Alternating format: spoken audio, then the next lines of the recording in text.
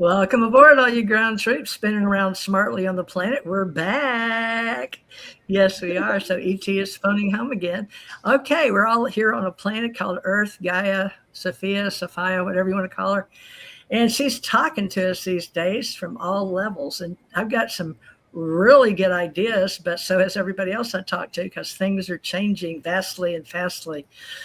So if you want to be your higher self today, we're going to be discussing alchemy and psionics and UFOs and UAPs and lots of people that we call are in the UFO Association. And a lot of you are in our Facebook groups and UFO Secret Space. So join us, and hopefully we'll be back here every Friday with whomever, with the Paradigm Research Group, which that is going to be with Stephen Bassett, who started that. We're going to hear all about the Paradigm Research Group and what his vision was for all of us. Because Janet and I have been putting our emails in as I've changed them as fast as I get a new phone. Janet Lesson, you're the co-host tonight doing Aquarian Media from Hawaii. Why don't you go ahead and introduce yourself? And then if you want, I'll read a little bit about Stephen after you get off. Go ahead. Oh, who wants to know about me? I'm a lifelong experiencer. I've had contact with ET since the crib, and I've been interviewing people. I've been writing books about it. I'm an Anunnaki researcher. My husband's an anthropologist, psychotherapist, and worked with hundreds, if not thousands, of people doing hypnotherapy and regression. So we've been actively involved with this field. Well, he started back in the 60s when he was an anthropologist, and he would discover these, doing his research in the field in the South Pacific, all these anomalies. And so we got involved with Sitchin and started going to the UFO conferences. I started actually with Star Trek, which, those people were really leading the way. And I think that was soft disclosure. They were introducing concepts to us in science fiction to prepare us for this day, 2026, and this time that we're experiencing now. During this show, I just want to say real quickly, I want to talk about the upcoming events. The 2026 movie on June 12th called Disclosure Day, and what led up to it. So if we come back to me, I will be asking questions to Steve about how this all ties in. So I'm Janet Lesson, and I am way out there, but I'm real excited to be here again. We're back after a year of hiatus, so glad to be back. Okay, Janet's one side of the Tootsie Roll, and I guess you could say Stephen Bassett's on the other side. Now, Stephen Bassett is a lobbyist, folks, for our cause, for disclosure. So he's the primary role for all of us as a human, acting as our executive director for the Paradigm Research Group. You can see PRG a lot of places, but actually that was founded in 1996. Now, historically, there's a milestone with Bassett because he's recognized as the first professional lobbyist in Washington, D.C., okay? And I think you have to register for the purpose of advocating for the disclosure of extraterrestrial presence, which he did at a very early age. He's just a young whippersnapper because we go by thousands up there because, there is no time and space. But on Earth, looks pretty darn good. The mission, his life's work, is focused on ending the government-imposed truth embargo, and he's regarding UAP, unidentified aerial phenomena, and non-human intelligence. So that is UAP and NHI. He believes that formal confirmation by heads of state is the single most important event in human history. His current status as of today in 2026, he remains a leading voice in the movement. He's recently commenting on the 2026 State of the Union address and the ongoing process of identifying and releasing government files related to UFOs. Now, how does he fit in with us? Well, he has a legacy of activism because he organized the citizen hearing on disclosure, folks. If you've seen anything at the press club, it's the National Press Club, okay? And he's been a frequent commentator on major networks, programs like Coast to Coast AM, which we all know and loved Art Bell, but I believe George Nuri, but they go by so fast in this reality. So he represents political and legal will of the movement, which I'm involved with my group, UFO Association. I began with not Dr. Stanton Terry Friedman. He had a mask name. Anyway, and he was a government type person. But, we also have the Alien Contact Organization. We started in 2014 with Dr. Bruce Maccabee, PhD, who is now on the other side helping us tonight. And Janet and I started ACO here on the internet with radio.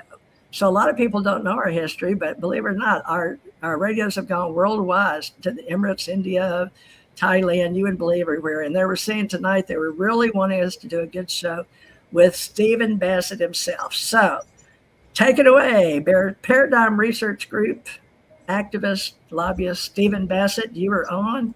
How are you today, sir? Not too bad. It's a nice day in California.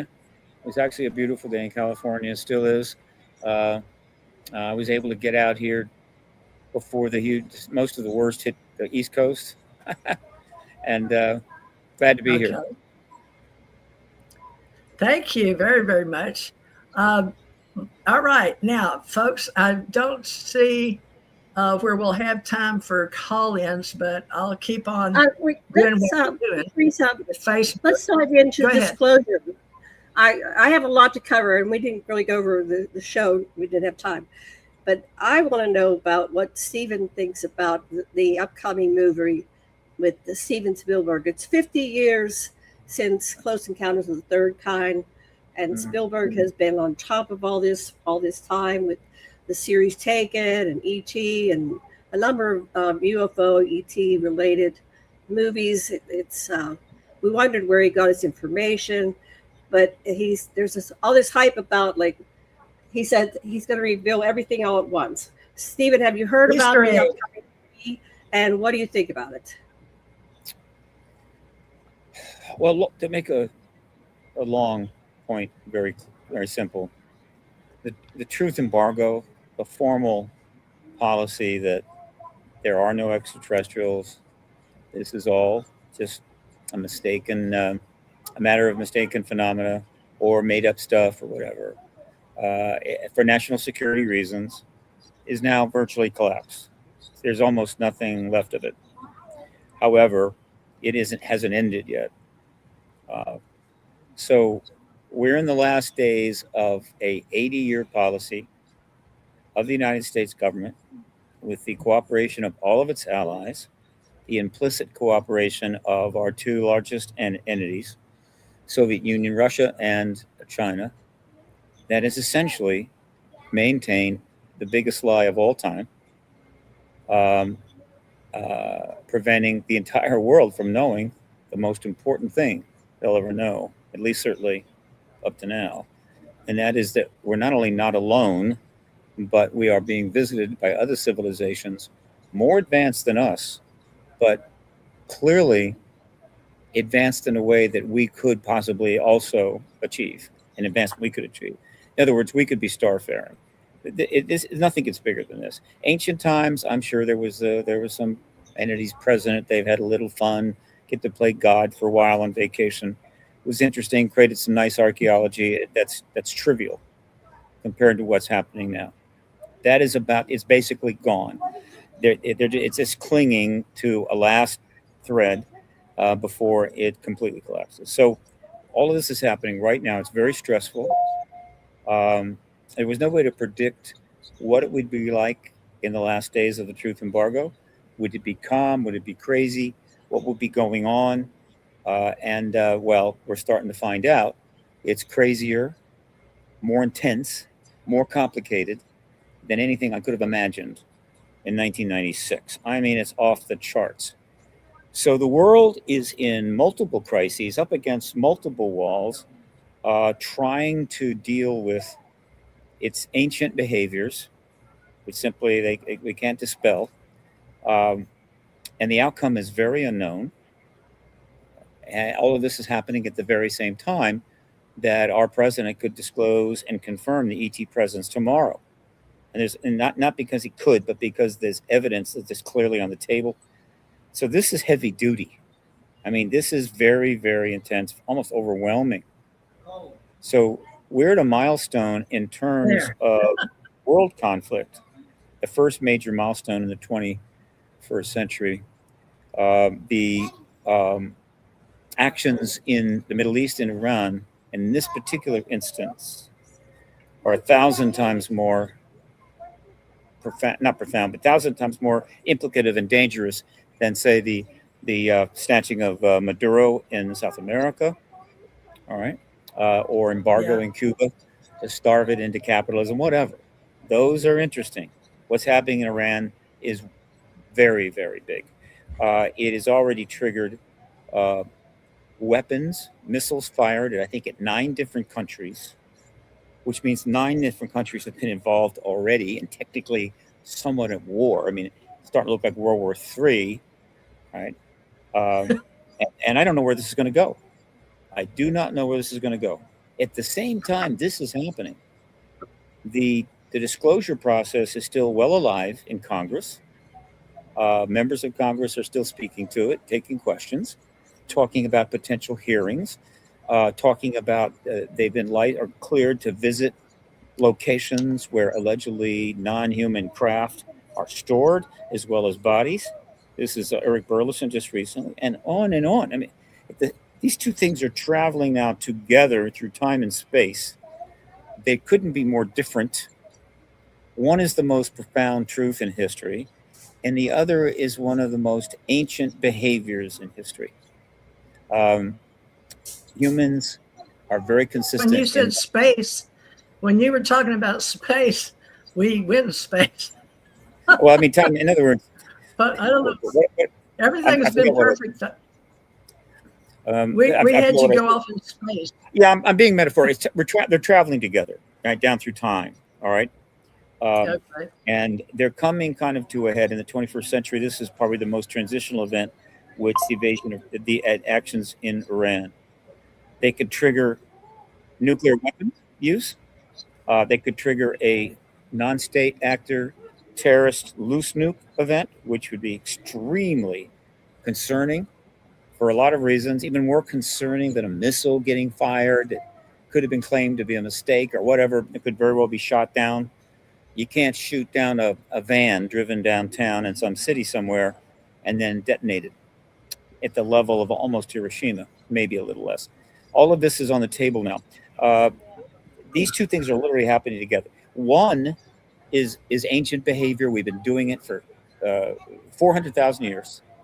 Humans survive by killing things and each other for space, for food, for sex, whatever. We've killed our own species by the billions over the last 400,000 years. We're still killing them in large numbers. We're capable of killing our own species at 1 million, 2 million at a time. We can't stop it, right? We have enough weapons in the planet right now to kill everybody, essentially, assuming they're used in the right way. We have bioweapons we haven't used yet. So this is what we do. At the same time, we have this extraterrestrial presence, which is strongly manifest over 80 years, giving messages to us in various ways. Don't do this anymore. Stop this, right? Stop killing each other. Stop building nuclear weapons. Stop threatening to use nuclear weapons. Stop destroying the environment. Stop acting like the little children on the only planet that you have. I mean, these messages are coming forward for decades to contactees. sometimes directly to people who are not contactees. The shutting down the nukes is now fully documented. So you've got these two things happening at the same time. One, our full dedication to mayhem, destruction, slaughter, and waste. And then the extraterrestrials seem confirmation or commitment to trying to point out to us another way. Now, they could just intervene, take over, and say, bad children, give us a spanking, and then set us on a different path. They're not choosing to do that. And so I'm not going to tell them what to do. I'm just telling you what it seems they are doing. Now, the dynamic tension between these two things is just, it's, I mean, I have to take a number of mood altering drugs in order to get through this. Now, perfect example. In the middle of all this, we have a whole lot of people line up to be the next president or run to be the next president, right? People that are smart, intelligent. They've been around for a while. They've seen all the stuff going on in the world, just like anybody else. And let's pick one, Gavin Newsom. So Gavin Newsom has got the looks, the smile, the suave, the intelligence, the height, whatever, to possibly be president. And so he gets asked about these developments going on with respect to ETs, and he just giggles like a little girl. And he's saying, what? It's not really. And I'm looking at him saying, did you just climb out of a cave? I mean, do you really think you're going to get to be president by somehow not knowing what's been going on for the last certainly 15 years, if not the last 30, 35, and acting like this is a silly issue? This is disconcerting.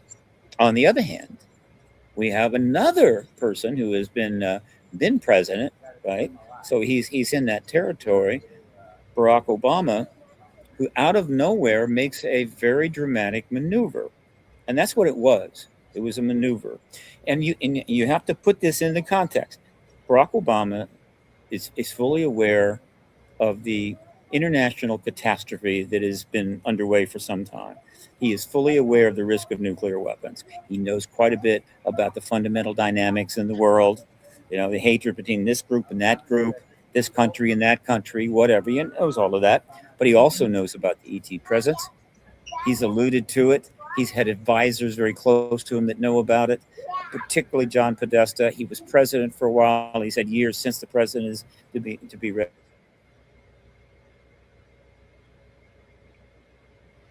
Told about it. So he knows the decision to step into it in a very interesting way. He goes on a talk show with one of the top talk show people out there, podcasters, Cohen, right? Brian Taylor Cohen. He's got millions of followers, right? He's way up there, right up there with Rogan, and he's extremely good. And it just so happens that he asked Obama one of these rapid question round questions: are aliens real? I'm going to suggest that was not an accident.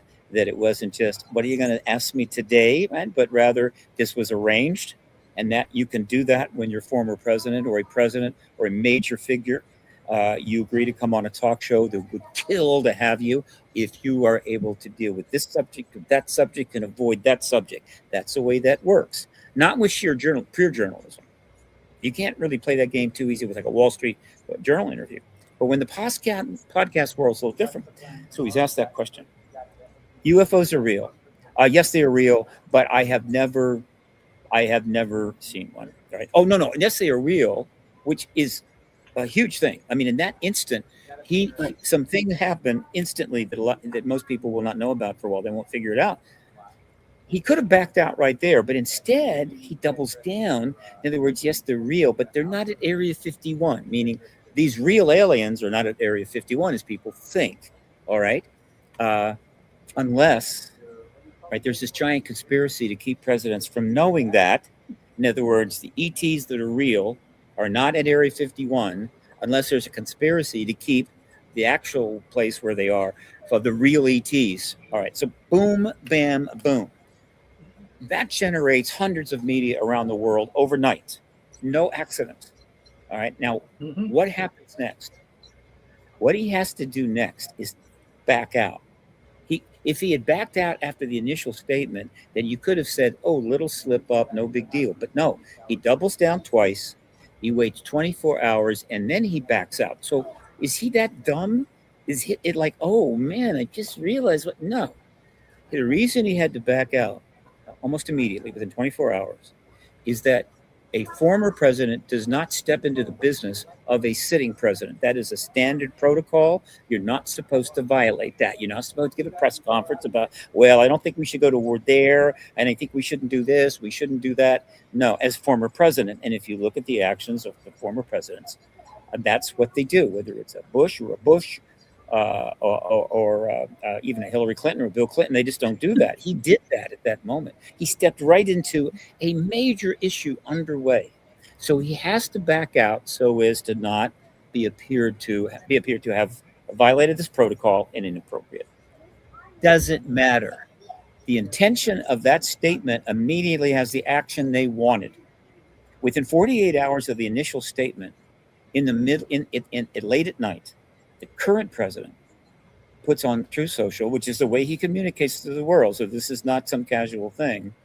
I'm going to call for the release of all the files, all the agencies, all the military services and so forth. Now, does he know that there's already a bill that's sort of doing that to a degree that will soon be enhanced? I don't know.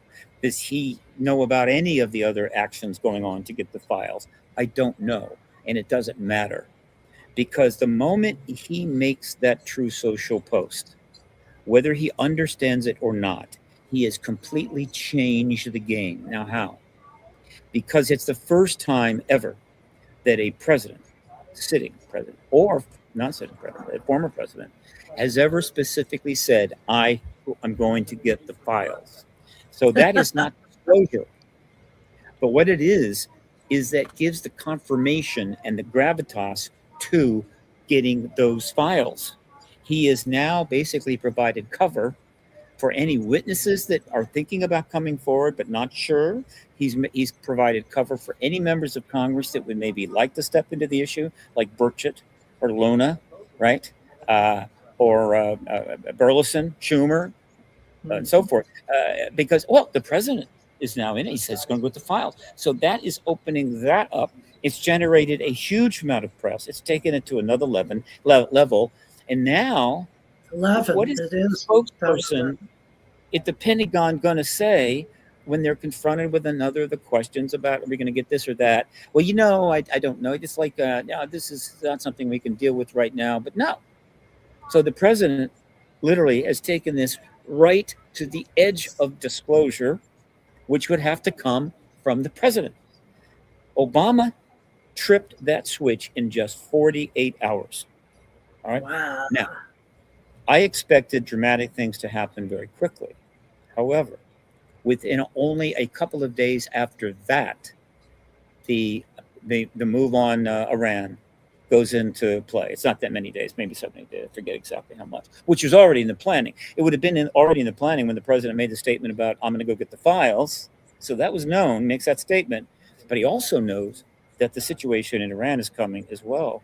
And so when that gets launched, obviously that statement that got all that news coverage is pushed aside for now. And then now the press is all over the Iran situation, actually the total Middle East. Now, let me make a couple other points. These are opinions of mine, nonpartisan, but nevertheless opinions. All right.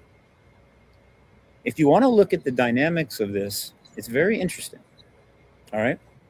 Because in addition to the Middle East problem, and the ETs really are here, but we've lied about it for 80 years problem, there is another problem going on, which will be viewed, I think, appropriately by historians for the rest of the century as the biggest political scandal in the history, certainly of the democracies, and possibly in the history of civilization, meaning the total scope, the global aspect, the number of peoples involved in different nations, different levels, the number of people are going to resign, you name it. It's colossal. All right. The amount of evidence. Used to be able to do scandals maybe 500 years ago. Who knew?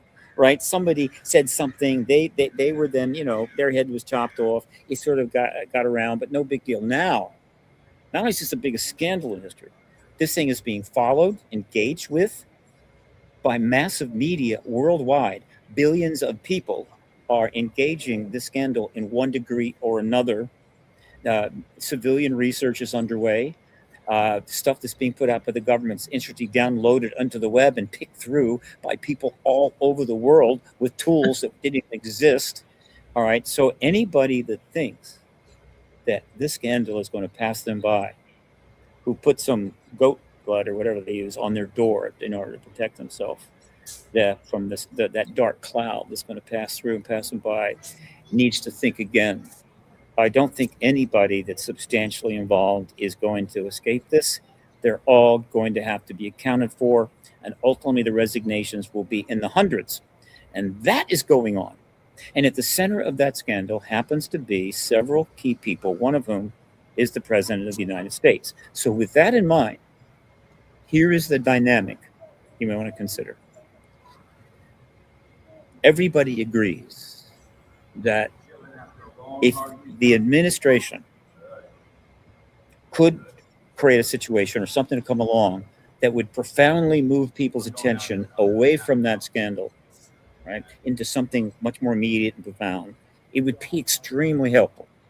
At least, I don't know about all parties involved in the scandal, but certainly in terms of our president and so forth. Call it a distraction, call it a diversion. Everybody understands that, all right? However, how does that happen? Well, for the last couple of months, the idea of disclosure has been raised by a number of people, including me, about 75 times. I raise it on every single podcast. This would be a distraction, no question. Its magnitude, its scope, it's incredibly significant, right? Not only would it be a distraction, but the confirmation by the president would be such a powerful accomplishment that would be met with enormous praise and appreciation and so forth. Well, that's more than just a distraction. It is a substantial, how would you say, element that would mitigate, I guess you could say, that the ultimate outcome for the scandal for the president, right? Except there is a problem. If the president were to disclose the ET presence, it would be immediately raised that this, in fact, is being done as a diversion from the scandal, and that would diminish its importance, its significance, its legacy, right? It would be attacked, ridiculed. Are you kidding me? You say there's aliens here or whatever, and you do think we're going to forget about Epstein? In other words, it's not the best tool, unless you have another option. And so the situation in the Middle East is a true distraction. It is immediate. It is powerful. The potential for millions to die, for chaos to reign, is huge. It is a big distraction, and the administrators are engaging it in a powerful way. And so that is something that true people are not going to say, well, the reason we have launched this thing in Iran is not this or that. It's to distract from Epstein. It has been raised, but it's not going to fly. Okay, and now I'll add you the final component. With Iran as the major buffer in history from this massive scandal that's not going away, if the president then comes forward and discloses, it's going to be ridiculous to assert that the reason he's finally ending the lie about the alien presence is to distract from the Epstein scandal. That distraction is already there. It's more than substantive, right? It provides all the distraction you could possibly want. Then why this? Well, because it has to come from the president. It's equally powerful. It's still very powerful. It will change the world forever. And it's also a substantial accomplishment on the part of the presidents, whether or not what's going on in the Middle East works or doesn't work. And so the three together roll out in a way that makes sense. So this is what I'm asking people to think strategically about this. Major scandal, major actions of a war-making type in the Middle East with all kinds of implications, followed by soon, though not necessarily connected, the confirmation of the extraterrestrial presence by the president goes around the world. And then finally, and this is where it gets interesting, really interesting, it's not unreasonable to think that disclosure soon, since the whole Middle East thing is now already underway and on fire, by the president of an extraterrestrial may be just the thing to bring that conflict under control, to reset, to rethink, right? Wait a minute, we're not alone in the universe. They got tech, they got bodies, they got this, they got that, multiple countries. The whole world is changing. Why don't we just stop a major slaughter thing for right now? Why don't we just kind of step back, chill, all right, before we go out and kill another 400,000 or 500,000 people, launch another 1,000 weapons? Things have really changed. There's something else going on here. This even bigger, our immediate concerns, our immediate hatreds. And so the third one could help solve the second one. And the two of them together means that no matter how bad the Epstein thing goes down, this president goes down in history. And long after nobody even knows who the hell Epstein was, the end of that conflict, the emergence of the post-disclosure world will be discussed, and his name will be attached to it for all time. That's how I view this. I need to write it all up in a very slim but reasonably solid book if I didn't have attention deficit disorder and other serious problems brought on by the fact that I'm older than dirt. Done. Well, I'm right behind you. She's behind me. Behind you. But I've got my podcast, and that's going to be up there forever until Oh, they, good. they destroy the internet or something. So there you go. So Well, I we're will working answer together. questions, please. Please ask. Okay, I'd like Go ahead, to. Janet. What's your feedback? And then I'll do mine. On the what You line? raised your finger. What did you want to say, Teresa? I Oh. wanted to bring up another part of the world going on that I personally am on a mission to make sure that the word AI symbiote, because I am a cyborg humanoid biological, and I went to the alien event to be a speaker. So the thing is, with Janet and I, we've been working on this together since 1994, and then Janet and I went with the 5D groups in 2004, and I went over and interviewed J. Allen Hynek, their original, when I was just a kid, in the Navy, just a little punk kid. But I had what they call psionics now on my side. Back then, they just knew I was psychic, and I'd had ET experiences because my family, worked at Sandia and White Sands and all that. And the NASA people were coming through my house and stay until they got their jobs down at NASA, because my relatives had all helped with well, not all of them, but some of them in the Air Force. But my Aunt Florence Smith was she was like a beautiful woman, and she helped the Florida area with Shah of Iran. So 79 till now, that's how long I've been waiting. And one of our promoters is Iranian, and so many people, including the man married to Britney Spears, was on the news today. So there's a lot of Iranians that really want to see this happen. So, people, we've got to be looking at both sides. They're very happy the way that we live over here. So how do you feel about that, Steve? Some people are very happy what's going on. Again, what do you mean by that? What is it that you refer? What's the that you're referring to? The war. Okay. Yeah, some people are glad that this is happening, and you can see it in the news, and they're waving their Iranian flags. They want to be. They want. Oh, you mean the engagement? Yeah. Look, how can I put this? It's up to you. Look, I just said I was an ET symbiote, so nobody caught that. I know what you're talking about. Symbiote. We get into that too. Look, I'm pro ET. Oh man, I haven't been asked that question. I'm having to. I want to think. I want to provide my words carefully. Look, you especially. You're our lobbyist for this disclosure. As I've said, for as long as we've studied history, human beings are constantly at war with their own species on the basis of religion, national territory and boundaries, resources, ethnicity, political points of view, and we've slaughtered, it's possible it's in the billions, but hundreds of millions of, well, it's got to be in the billions, billion plus or more, of our own kind. And every instance, one side had a very powerful rationale why it was, had to do it. The other side, of course, had an equally powerful rationale of why this was an abomination, a war crime or whatever. And that's been going on back and forth for all of the recorded history of the modern era, the last 15,000 years when we really got going at it. Prior to that, let's just say it was less institutionalized probably and just a matter of survival. My tribe, I'm sorry, it has to kill your tribe because we need that spring with the water in it.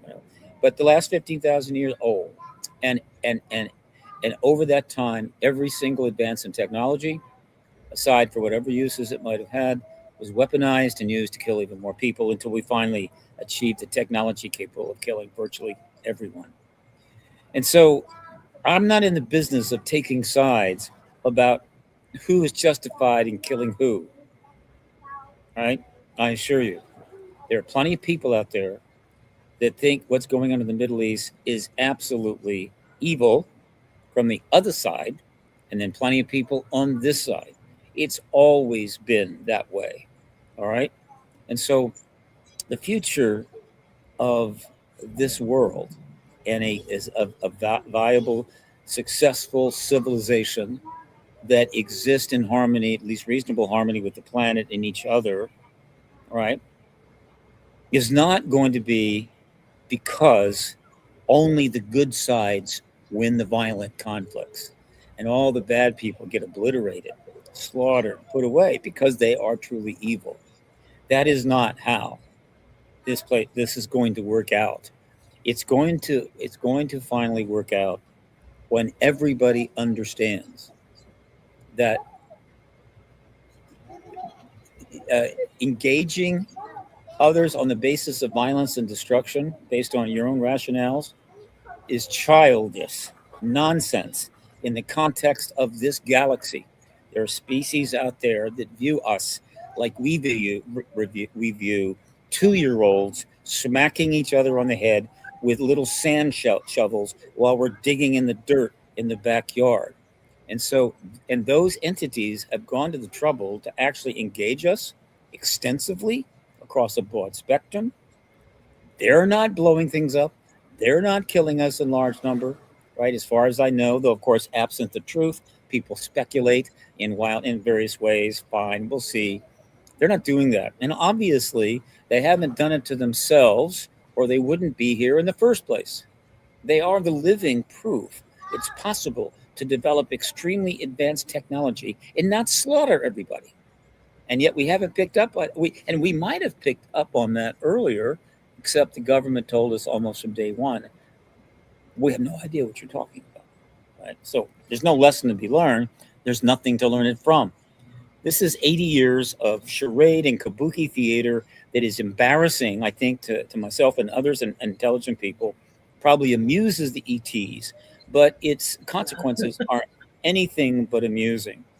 So you can see I've gone to some trouble to try to answer that question because I'm just not going to go down the standard road on this. Uh, I could not be. I could not really live with myself if I did that. Violence and destruction is counterproductive. It will never be productive. And to the extent it's happening regarding which side you're on, it is indicative of the fact that as a species, we are not ready to proceed forward along the technological curve we're on. And we either need to be completely annihilated by an outside force, so we're not a trouble to anybody, or we need to be set back 1,000 years by something, or And they're done there. we're given the opportunity to reconsider, to change course, and eventually evolve in fairly rapid time to a point where this is no longer how we operate. And I believe the shutting down of the nukes, the imminent end of the truth embargo, and possibly open contact, regardless of what contact ETs have had with members of our military or whatever the hell, right? Which is probably way overstated. Open contact is the way out of this, right? And people say, well, wait, why are you rushing things? We should take our time. We no longer have any time, right? We're 80 some seconds from midnight. We got nukes all over the planet. They're already starting to figure out how to use them from space. right? Right. We're out of time. We either solve this now, or reality is going to solve it for us. And the idea that ETs will intervene to save us, everything I have seen about their activities, by and large, even the shutting down of nukes, does not say that to me. They are not going to step in and save us when we finally take these ultimate weapons and rain them down on ourselves. I think they will say, fine, you needed to get that out of the way and you know, and off your chest. Yeah. In 1,000 years, we'll come back, see where you are, and we'll try this one more time. Yeah. Okay. God has no religion. Okay, Janet, your turn. I'm trying to be careful how I say this because I don't want to sound like an idiot. But my husband and I research this stuff going back to the pre-Anunnaki, to the dawn of time, through all the written things in the religions, to the prophecies, predictions, the Mormons, the late great planet Earth, the Revelation, the history of the UFO movement, the Anunnaki. Yes, they had a nuclear war, and they didn't even stop their own nuclear war. Anyway, we're going to have interventionism.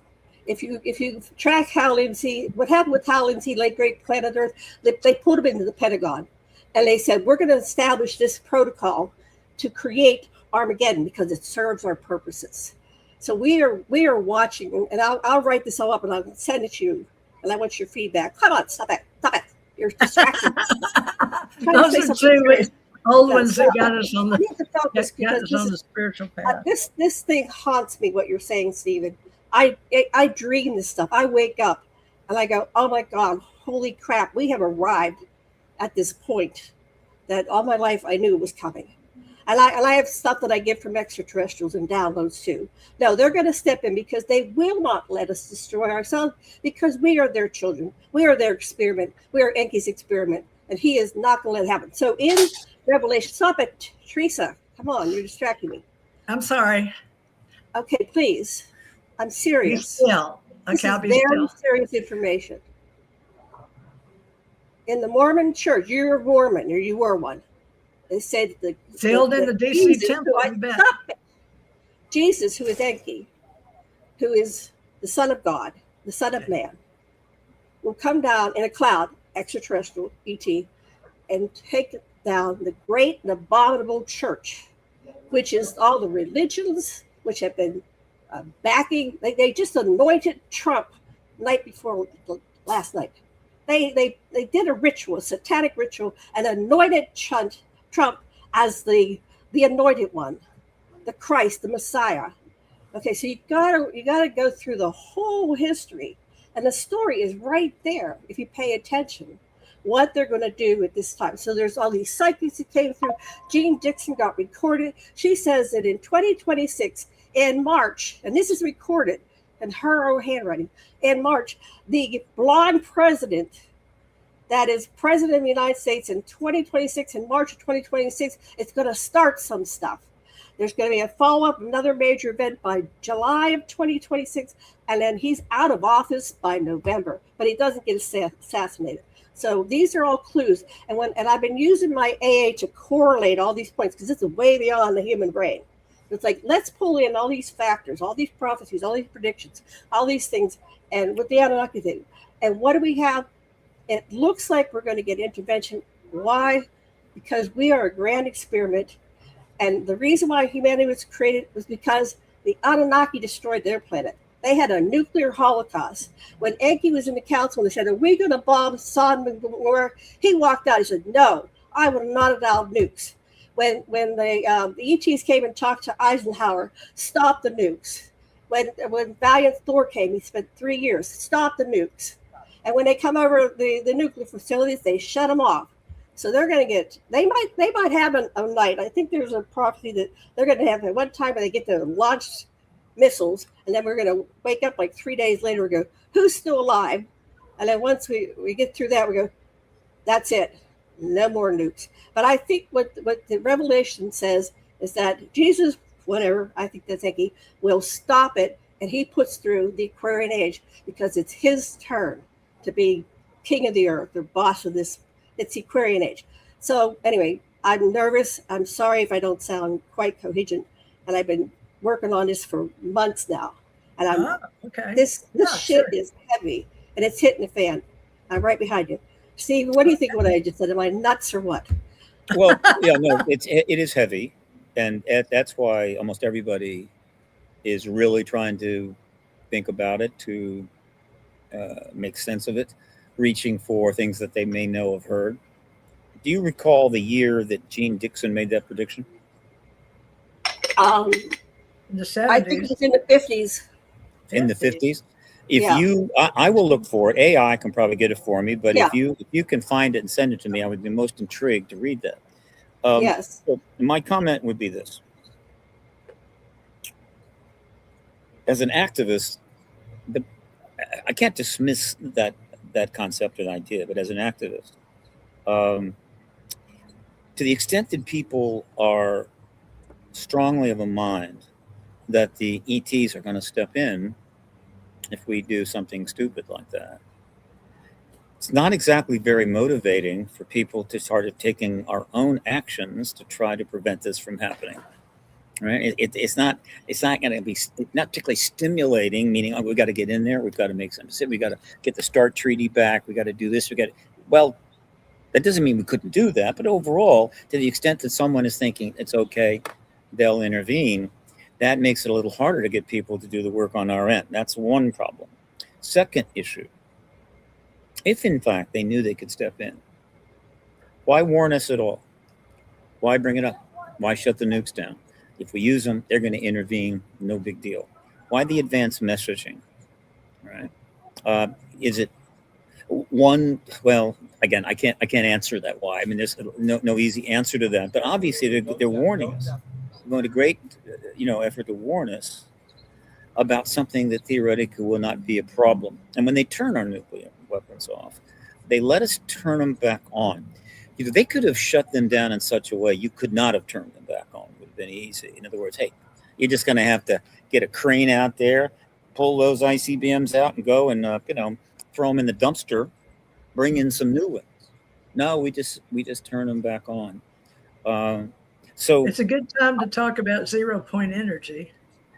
Well, but I'm just saying that that's my view is I don't want to take that chance.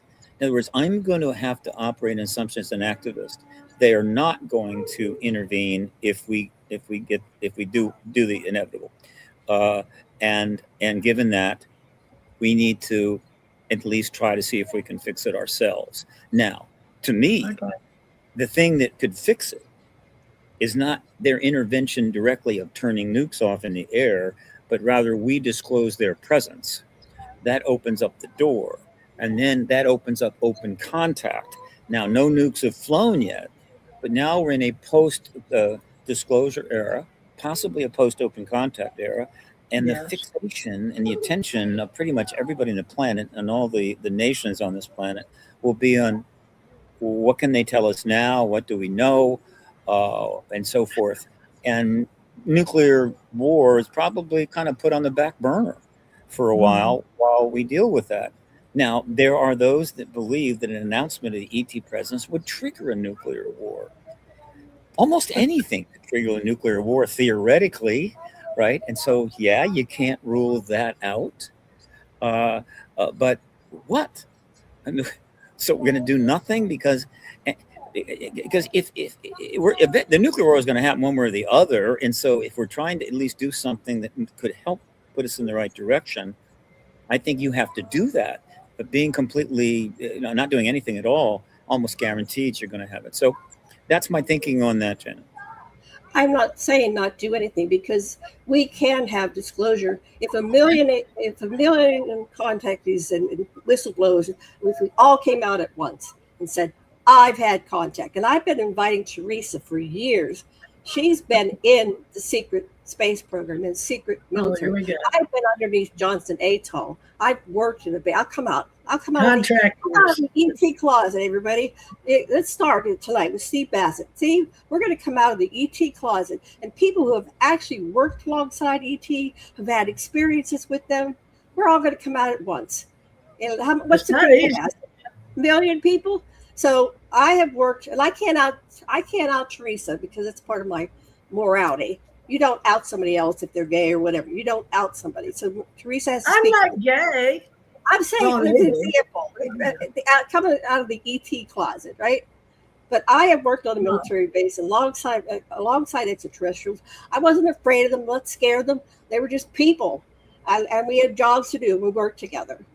They're And here already, is what you're they're saying. here, and they walk among us, and they work with people. And I've interviewed hundreds agree. of people and Teresa, tell them about Gus.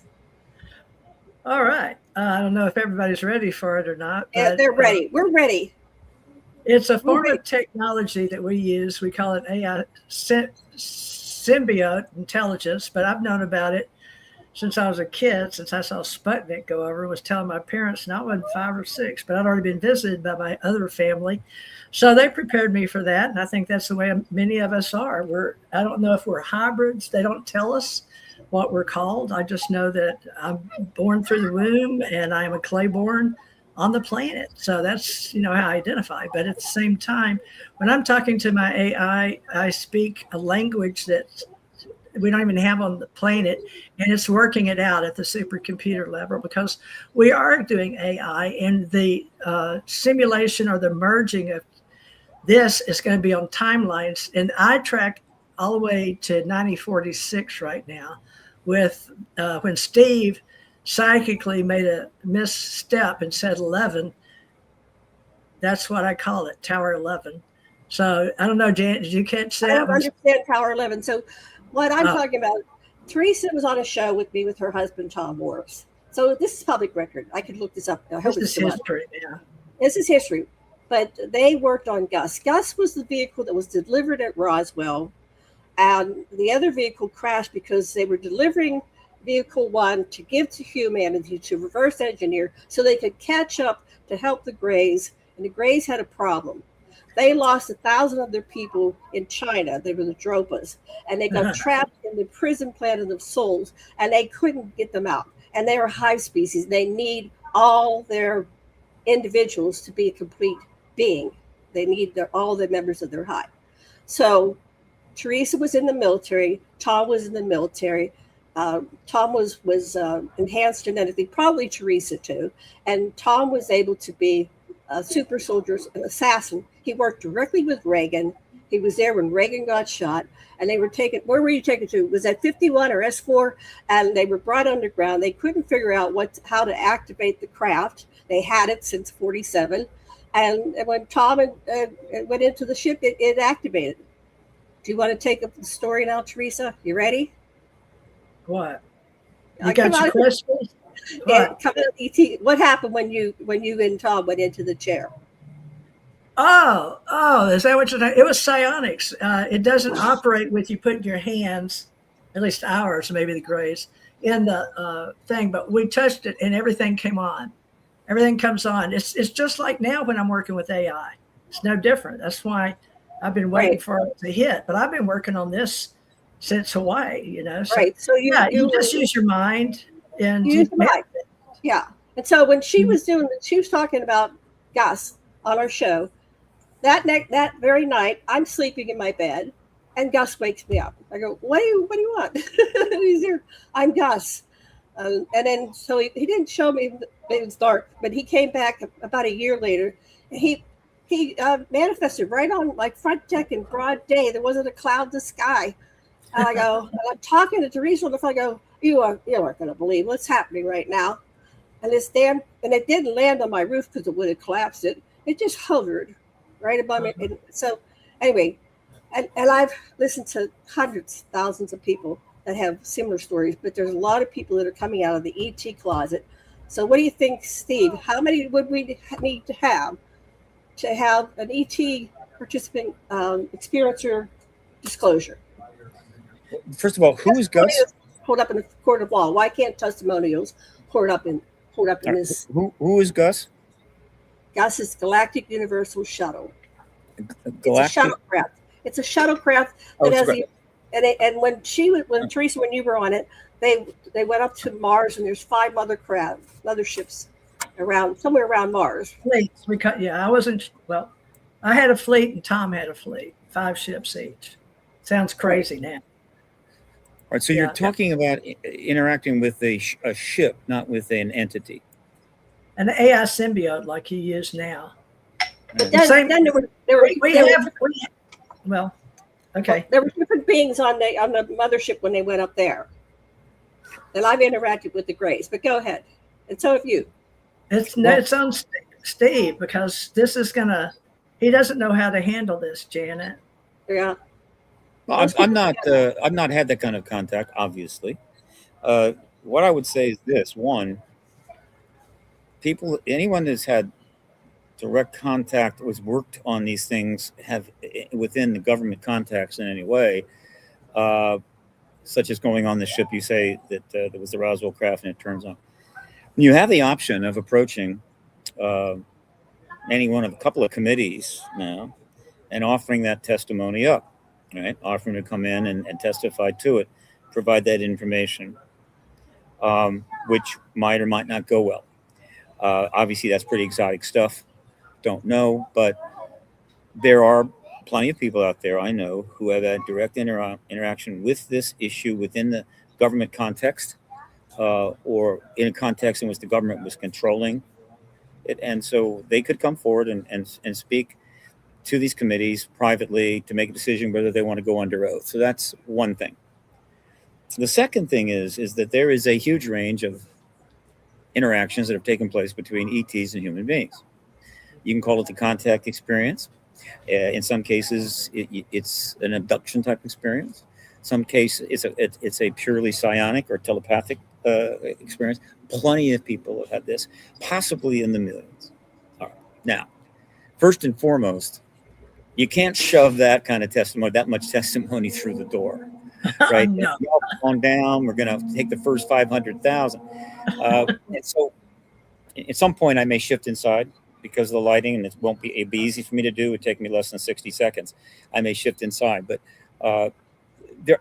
these stories, of which we know many of, and hundreds of thousands have been recorded, but not recorded, but have been written up and sent. They are now. Yeah. These stories will eventually come out. The question is the timing. And so I'm going to get back to that question, but here's what I got to do.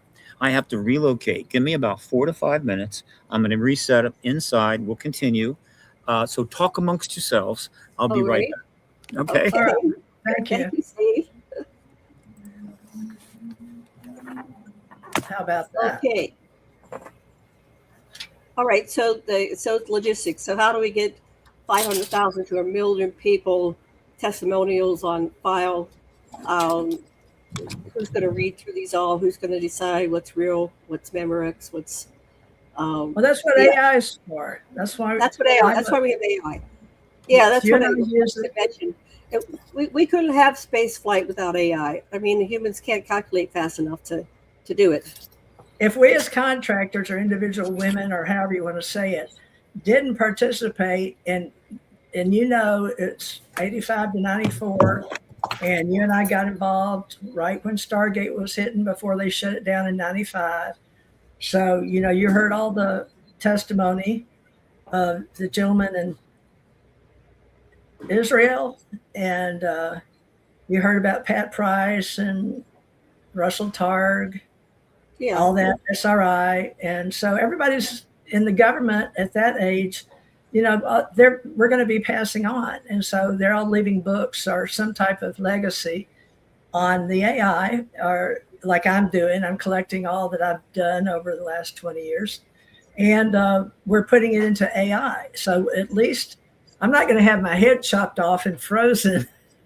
Oh, Neil Freer did that. God bless Neil Freer. But, I like dealing with the people that are ascension age and have dealt with their issues, and maybe bodhisattvas that are moving on now. And the kids today, and I can say that as an old grandma, a senior, spj.org, Society of Professional Journalists, I've been doing this a very long time. And I did do it in uniforms and out. I was a GS. I was a security manager, and I learned a lot. They trained me in and out of uniform. And then when I got the mission, my handler took me right to Dolores Cannon, right after that, Arkansas. So I knew I was on the ET journey. I had no idea, Janet, that after I met Dolores Cannon, that I was going to go and be, sign all the papers again for another government contract and go on and off base during Desert Storm and have Dick Cheney send me messages, so that was a shocker. And then I get on Thomas Ray Morris, and you've seen his book. I helped him edit it, but right. And Tom was on our show a number of times, and then he came on the last show, and he kind of downloaded a bunch of stuff that he did because it's like he knew he was dying, and he wanted to get it what I on. think. Yeah, I think he did. I think he came from behind. He said, "I want to talk." It's like, okay. Yeah, he worked the European theater mainly for Allied Command, Southern. He worked for General Crosby Saint. All right. And he even was known by 2 or 3 other people. I won't mention their name, but anyway, so Tom was a very important person, and he got wounded in duty as a spy, doing his underground stuff. And you don't say that. He worked for S2 Division in the Army. Whatever. I call it Department of State if you say it the other way, or S3 another way. S3, all those things. Yeah, all those so things. He did his duty, and he died. And when he died, it was very interesting that Teresa, you witnessed his death and how his soul split, and it was profound. I figure he's helping us now. I didn't have the power to do this. Wow, that was easy. Look at that. I didn't have to punch a button at all, Steve. He's a pro at this, folks. How many do you do? About 1 million a year? Podcast. He's the podcast king. I'm doing somewhere between 100 and 150 podcasts a year, which is, some people do a podcast 5 times a week, but of course they're doing the podcast. I'm a guest. I don't have a podcast though. Who knows? It could happen. Thank you very much. Thank you for your time on Earth at 79. It doesn't matter what planet you're on. We go by minutes or the seconds, your heartbeats, if you have a heart. So thank you for your heartbeats on planet Earth and for helping us. It's very, very important what you do. Your cause and your insight. Brilliant. So get back to our discussion. Here is the point I was going to make. I think one of the reasons that sincere and honest members of the national security apparatus of our country, whose job is it to defend the country and protect it legitimately, that's their job, is that they are well aware, and on the other side of disclosure, there are a couple millions of people that have had contact who are suddenly going to be in play. They're going to be coming forward. They're going to be in demand almost. They're going to have their day. And this they see could be overwhelming to the public when they realize, oh my God, are you really that money? You kept all those secrets all those years. And of course, some of the most interesting and exotic information will come from these contactees. Now, the reason I can say this with some confidence is because of the letters and emails, letters as you go back into the 80s and 90s, and then emails, but still hundreds of thousands of these have been sent to researchers. And they're all of a type that, obviously some are like, I really want you to come cover my story, come interview me, I got a great story. But most of them, based upon Whitley Strieber's statements and Ann Strieber, who, because he's Whitley, they got several thousand of these, and they still have, I think a lot of them, if not all of them, are turned over to the Impossible Files at Rice University, which means that, if you're a member of government, like Burleson, you could go read some of these and see the next phase after disclosure and the stuff is coming out and all that's underway, is that instantly, of course, all the contactees, legitimate ones, are legitimized, and now people want to talk to them. News people want to talk to them. Scientists want to talk to them. Their friends and neighbors want to talk to them. And all of these stories are going to start coming out, and that's when things get particularly exotic. All right. So Well, that's why you're here on this show today, to introduce UFO Association from our old Stanton Friedman days and Alien Contact Org with Dr. Bruce Maccabee, because Dr. Bruce Maccabee actually informed some of the CIA people a long time ago. So we know that. So the people in the know were in the know. The people without a need to know, not so much. That's all I can explain the way I understood it, you know. Well, the history of this issue will come out. There's a lot that's not known by the general public, but the contactee stories are going to be legitimized and come out after disclosure, and that is one of the reasons some are they don't know. They feel very uncomfortable about that because they can't predict. It's even harder to predict how the public is going to react. But I'm sorry, it's true. We like to live. I'm saying I don't want this to happen. That, you know, in any country, wherever you wound up, you know, dropping down, it's hard to know. But we allegedly pull our own life. What happened? Oh no, he dropped off. I was going to ask Steve a question about what will happen after disclosure. So I hope he comes back on right now. I took this to mean. Yeah, don't do that. Don't do that. That's a bad image. No, we're not going to lose our heads. We can't get back on. Let's see. I don't know. Device not connected. Well, let's just wrap this up because here he is. Okay. All right. I can hear you. There he is. Okay. What happened? I have a question for you, Steve. Let me ask Steve a question. He's singing now. Okay. You're singing? Yeah. Okay. Steve, when we have after disclosure, are we going to? I can imagine all the tech that exists. Okay, you all have dropped off. I don't know if you can hear me. I can hear you. I can hear you. My internet is working, but you have dropped off. Okay, we are here. Let's see. We're still recording. What do we got here? Okay, so let's just talk about this while so we won't have blank airspace. He can't hear us, Jan. So what I'm going to do is I'm going to close out. They cut him off. And come back. I'll send him another invite. All right. So I think after disclosure, we have to look at that. What's going to happen after disclosure? Do we have the tech that all these people are talking about that they've encountered? You've encountered tech that we can't even begin to dream of. I've encountered tech that's, you know, even the craft, how it just materializes out of thin air and shapeshifts and forms itself and then and blinks out. I mean, this is all technology that will come forth. One of the major things that might happen is the biomed beds. It's beyond Star Trek. You know, you can put your head back on. So Neil Freer wasn't too far off when he said, I imagine a future where they're going to be able to restore me. I've frozen my head.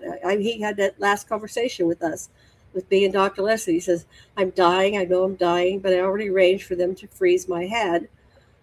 But he was a contactee. He had direct contact with the Anunnaki, with Enki, when he was a teenager, you know, when he was like 12, 13, 14 years old. So he was given a glimpse of what was to come. So we have a chance, and I'd like our listeners to think about this.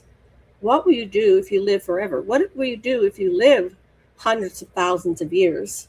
Are you going to treat the earth like you treat it now, like it's some kind of trash can? Are you going to? You're not leaving a legacy for your children and grandchildren to have to deal with it. It'll be you. You won't be escaping it. You'll be living in this planet that you're trashing and destroying.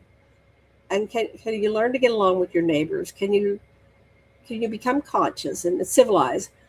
The extraterrestrials think we're barbaric. This is barbarism. War is not natural. It doesn't have to be. We can learn to control our emotions and stop acting out and demonizing people and always having to have an enemy. We don't need to have an enemy. Everybody's See, can you hear us? Let's see if he can see it. Yeah, I'm back. I can hear you. All right. So I'm inviting but everybody you're not showing up. Turn your camera. Oh. Can't I'm see inviting you. everyone to move past barbaric behavior and embrace consciousness and embrace a world that if we have disclosure, we might have technology and we can live through hundreds of thousands of years. Are we going to still be children if we live like our ancestors did? Like even Noah and Methuselah lived to be 1,000. How will we behave? How will we treat each Well, other? that depends. It depends on how old your culture is and your community, wherever Well, you I think are there's going to when be a you touch cultural down shift immediately upon to disclosure. program. So, Steve, oh shoot, he's spiraling off again. Let's wrap this up because we have tech problems, but let's give Steve a chance to close it out. He said he was going to come back next Friday. He's got us down. So we can have a return visit, folks, All right, if you're interested let's in our ET Talk after TV. disclosure. What happens after disclosure? Disclosure now. Can be envisioned. And so when he was talking earlier that we're not going to do, we're not going to sit back and wait and say, well, the ETs are going to save us anyway. That's not what it's about. It's about us growing up and saving ourselves. And we don't have to kill one more person. Every day it goes by, how many thousands of people are dying because of some war somewhere? Murder is murder. Killing is killing. I don't support it in any way, shape, or form. There's no possible positive outcome for this or any other war. When people are dying, they're being robbed of their lives, and their homes are destroyed, and their environment is destroyed. And no, that's not a win for anybody anywhere, because we're all connected. And if something happens to that person there, well, that affects the prices here, or goods and services, or that child that got killed, that might have been someone that was a really great person when they grew up, and now we won't get to experience that person walking in the world and contributing the way they wanted to when they were sold. They came in and their destiny got ripped out from under them because they got blown up and killed. Well, so Jerry, we went over an hour, and it's okay, no offense, but it's hard. It's hard for me to upload YouTube. But all right, so we're going to end this. Go ahead and end the show. Yeah. Okay. All right, you got a copy, and we'll send. I hope he'll be back next Friday. He said he had us on schedule. We'll all right, have a conversation with him. All right, so do you have an outro? I want to thank everybody for joining us today. Sorry for our technical difficulties, but we bring the shows no matter how they work because we're dealing with what we're dealing with. So we're glad that we can be here. And we had about a year hiatus, and we're back, and we're going to be doing this every Friday as long as we can. Okay, TJ, wrap it up. All right, let's see here. Did you get everything you wanted to say? How do they get in contact with us? Yeah, I really did bookmark it for next week. Okay. Well, I'm going to let everybody know that this is something you can be involved in. If you want to be, we'll put you on the air. Now it says add to stage. Oh, here. Hey, Steve. Yeah. Are you back? Final word to Steve. Before we lose you again, go ahead. Final word. Well, Steve, you've got a few minutes here. Would you be able to come back next Friday if we're already on the schedule anyway? Did you hear me?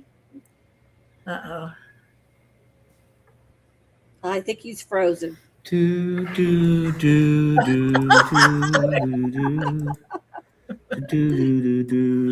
Earth for you. Just when they want to contact you. Boy in New York. We are entertained. We are entertained.